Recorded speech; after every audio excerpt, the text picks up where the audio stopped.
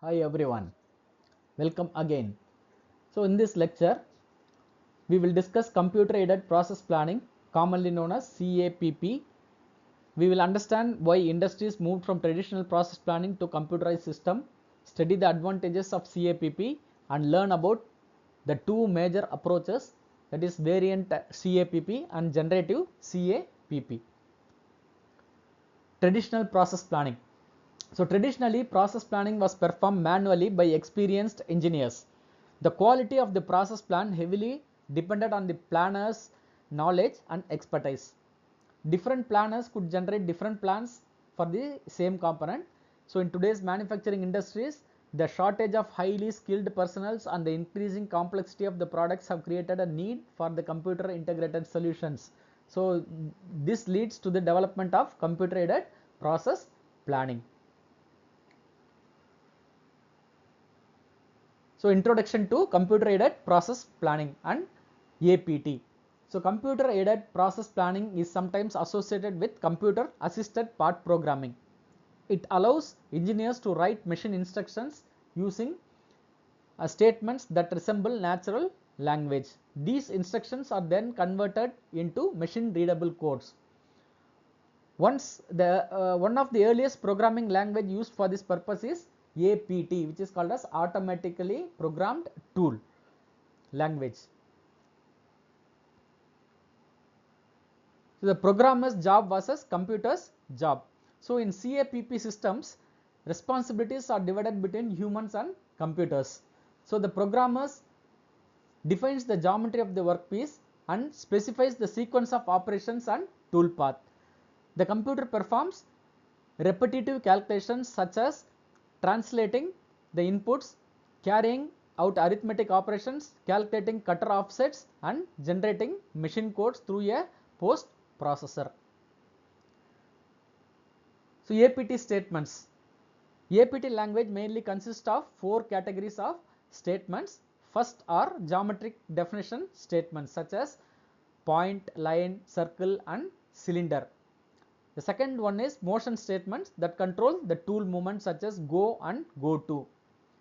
Third are post processor statements that define machining parameters like feed rate, coolant, cutter dimensions and tolerances.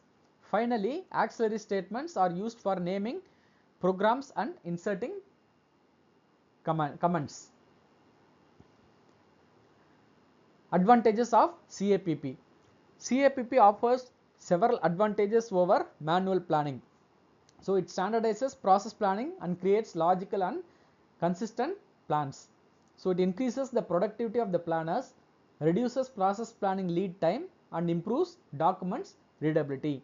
So additionally, CAPP can be integrated with other applications such as cost estimation, work measurement and CNC programming systems. So other benefits include reducing programming time, simplifying procedures, minimizing errors, automatically generating machine codes and optimizing tool paths. Since the programming language resembles English, users do not need to learn complex machine dependent programming languages in this case. So overall, CAPP reduces dependence on high skilled planners, shortens planning time, lowers manufacturing cost, creates standardized plans, improves accuracy and significantly increases the productivity. So coming to the approaches to CAPP, there are three approaches to computer aided process planning. These are variant or retrieval systems, generative systems and automatic systems. So in this lecture, our primary focus will be on variant and generative approaches. So variant or retrieval CAPP. So variant CAPP is based on group technology and parts classification systems. So similar in the group technology, the similar parts are grouped into families and a standard process plan is stored for each family. So when a new part is introduced, the system retrieves the closest existing plan and modifies it if necessary. So this approach saves time. This approach saves time because planners do not need to create every process plan from scratch. This is the advantages of this kind of system.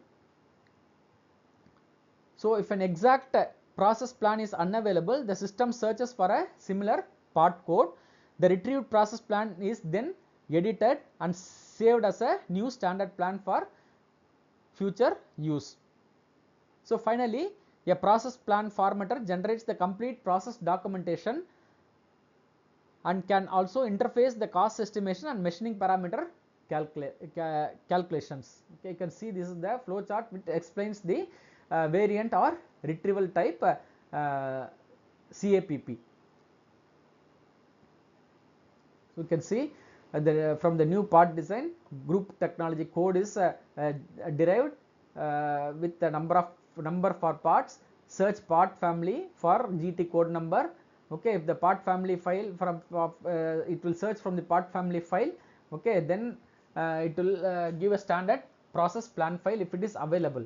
Okay, then it will be retrieved from the standard process plan, then it is edited, then process plan formatter will format this and it will be given as a root sheet for the process planner to execute the process. This is the flow of the variant or retrieval CAPP system.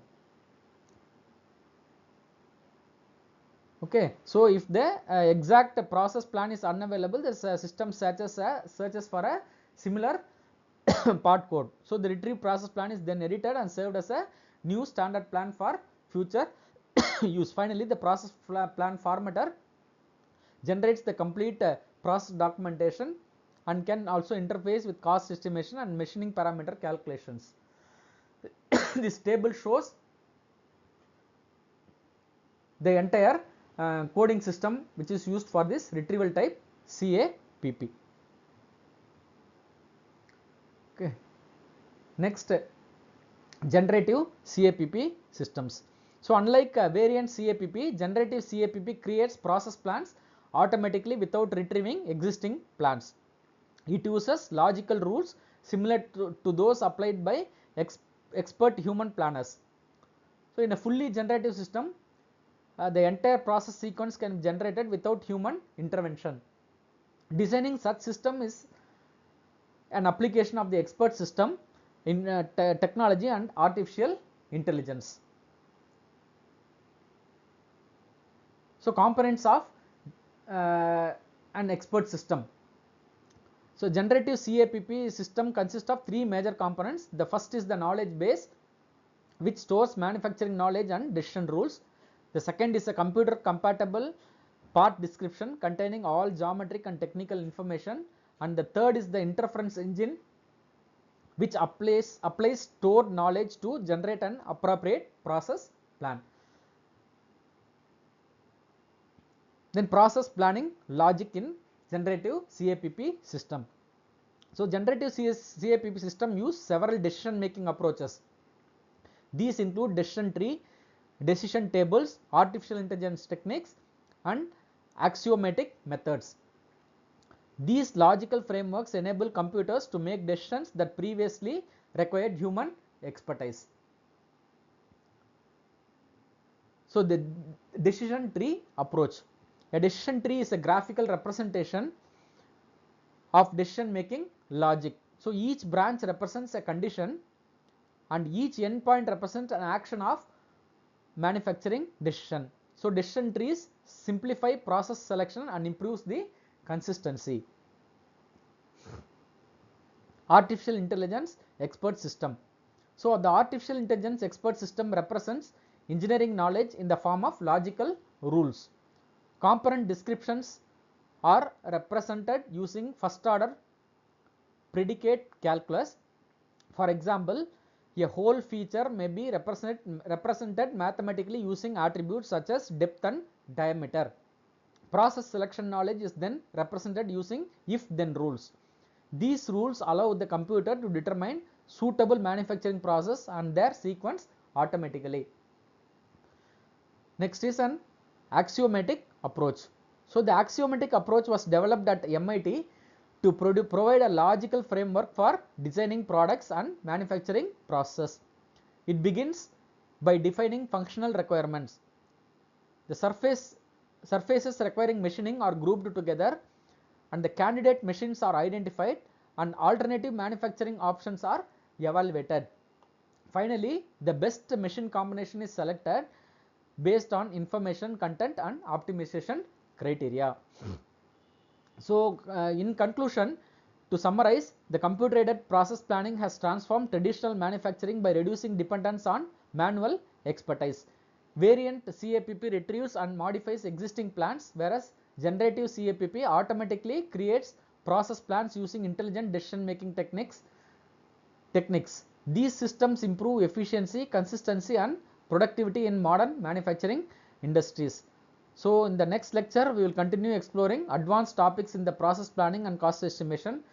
Thank you for your attention.